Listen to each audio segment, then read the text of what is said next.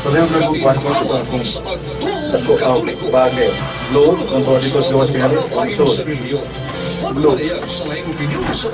Nasa kabisan link 1.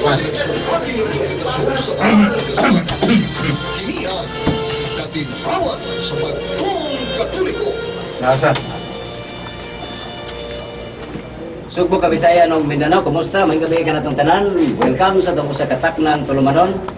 Ang katinawan sa pagtuong Katoliko. Yan ita maglangan kay karong adlaw. Adlaw Martes special kay hapon kini ato ang programa dili sama sa ubang mga programa.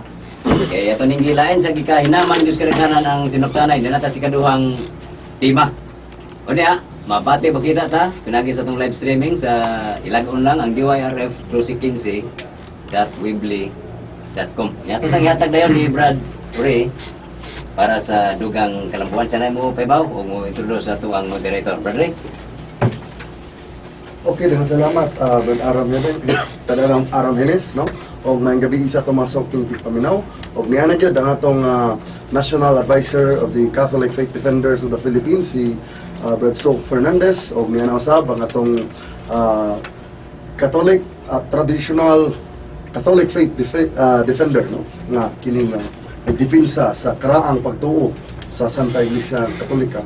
O niya na usab, ang si Attorney Marcelo M. Bacalso. O ang atong moderator, sama sa niaging simana, si usa ka teacher sa University of Cebu, College of Arts, nagtudlo og argumentation and debate, nagtudlo political science, constitution and governance of the Philippines, nagtudlo sa kaniyadto sa customs, o karon nagtrabaho na focus sa private practice of law, no, sa law firm. Si Attorney Christian Conales. So dili na ta magdugay, atong ihatag sa atong moderator para sa pagbasa sa mga lagda o mga rules o niya diretsyo na ta sa mga pangutana. Tunay ko sa kahangyo lang sa moderator. Kay lapad magkayo tong topic ka lay minister. Wa manggali ma-diskuti ang Council of Nicaea. Okay ako pero maglain. Konsekrasyon magkaroon, no? Okay ka na. Basta mubalik niya ta sa Council of Nicaea. Pohon, attorney. Pohon. Okay. Para sa atong tanan sa Pilipino may gabi, atong basahon ang mga lagda sa sinugtanay. Ang Latina Vulgata Bible ang hubad nini mo ay gamiton. Kaduha, 2 ka minuto sa pangutana, 2 ka minuto ang tubag kada hugna. Ang mangutana dili mo komentaryo sa tubag, pero makabase siya sa sunod nga pangutana sa tubag. Di kayan ang personal nga komento o mga insulto, dili mo salga samtang nagsulti pa ang pikas o patiwason sa 2 ka minutos. Pero pangutana gani, pahumanon sa pangutana, ang objection batong pangutana, kung objectionable, itugot o ikatugot sa moderator. Kung dunay reklamo, adto itumong sa moderator. Dili gayud mo biya sa tema, ang moderator makangkong. Wala kinahanglan na ipahibaw, kay libre na nga himuon ka na sa laing tema. Dunay timekeeper, kani karong gabi una si Brad Ray. Ang pangutanang mahimong tubagon uungkon dili, apan makapatinaw siya sa kahulugan sa iyang tubag. Ang moderator muhukom kay dili itugot nga pagahimo ng affirmation nga walay labot sa pangutana. Ang sinugtanay mahimong himuon sa DYRF sa kalinawon sa pagtuo program sa kada Martes.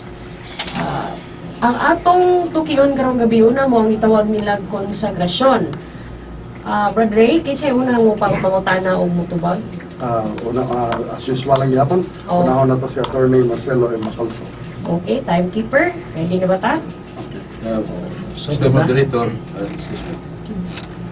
katong yaging hugna na ito ang unang nangutana si Brad Attorney Marcelo. Wala nga, hangyo ta kung ako na sa unang nangutana. Pero hangyo rin na, upulitan, you yield to the decision na siya yung unang nangutana o kira ko. Attorney Bacalso, will you be able to give Mayor Sok the floor for the first time sa mga pangutana? Ato kanina. Teka doa, imuha na po. Okay, sige. Okay, wala problema. Okay, pag-asugdan nato ang ato ang sinuktanay, karong gabi una, Mayor Sok, imuha ang floor ka. Ang una na kumputana, atong tumong sa itong pinanggahigala sa traditionalism, Attorney Marcelo Bacalso. Na sayod ba ka nga ang otoridad nga makahimo pag-usap sa mga pagtulunan kung doktrina sa simbahan nga mausap mo ang Santo Papa o dinuyugan sa mga obispo sumala sa Canon 333 Section 2 and 3. O sa Catechism of the Catholic Church number 2035. Naibaw kanina. Naibaw ko nga ang Papa makapangusab sa balaod nga iyang hinimo na as canon law. Pero dili makapangusab sa balaod nga gihatag yun sa Ginoo. Salamat kayo. Kanang gingon nimo attorney nga balaod nga gihatag sa Ginoo o doktrina nga gihatag sa Ginoo. Isip ikaw sa ka miyangkon pa nga Katoliko. Imo bang uyunan nga kanang pagtulunana nga dili mo usab? Besing mo gipasukad sa pong sa Dios nga mulungtan hangtod sa kanturan. Kanang doktrina gidepender simbahan nga dili mo usab. Nga maong dugma. Subliyon ko pag-iyon nga balaod gali nga gipahayag, gilusad sa Ginoo, dili ka na mausap. Way papang mag-usap. Attorney, malihog ko tubaga nga akong pangutan. Be responsive to my question. Dili ba ni nituo ka nga ang simbahan nagtudlo ka nato nga kanang doktrina nga gipadayag sa simbahan nga dili mo usab mo kadto mga doktrina nga dunay defende, dunay classification depende sa tukadugma. Depende. Kay ang opisyal nga panudlo sa simbahan mahimong defide, mahimong di manera. Kanang ingon nimong defende, depende. O ingon ako nga defende. Kining masugot ba ang simbahan sumala sa imong ibawan nga ang defende kung dugma depende sa to pamagagad nga mahimong usbon o dili usbon? Musugot bang simbahan? Defide gali dili musugot ang simbahan. Salamat. Basta defide. Salamat kayo. Nasayod ba ka nga kanang mga pamadlong Isa pa, Mr. Attorney Moderator, we go straight to the point. Kaya nato ang diskutirang konsagrasyon. salamat. I'll go to that. Oh. Kay Ano din tamalangan? doon na mugupay 30 minutos Mr. nga Attorney Moderator, we go to the point. Okay. Konsagrasyon. Nasayod ba ka nga pamadlong sa di defectivos sama sa pag-ingon nga dili punan o dili kuhaan ang pong konsegrasyon. Itinaw sa otoridad kung libro nga adunay imprimator o ang nagsuwat sa kaotoridad sa maong isyu, maong topic nga kana sa pamadlong sa de defectivos.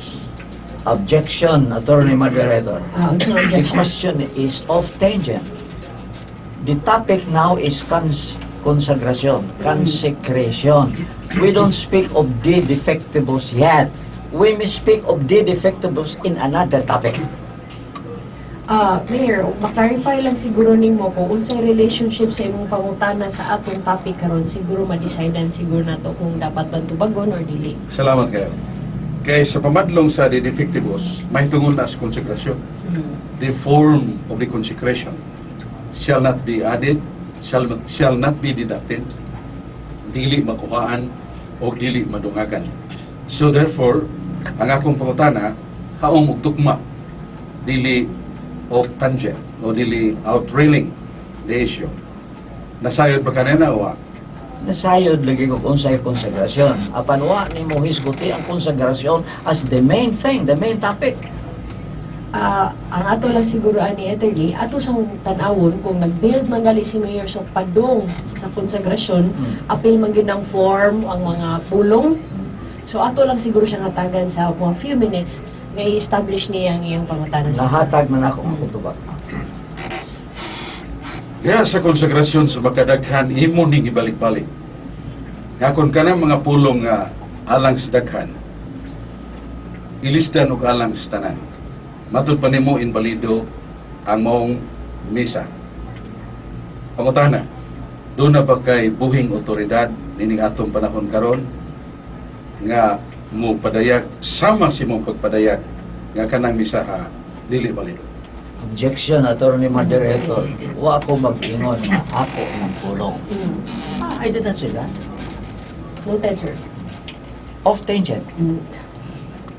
Ang akong pagingon nga imong pulong naay daghang record na to. Sa makadaghan imo nang gisubli sa programa sa DYHP with your respect.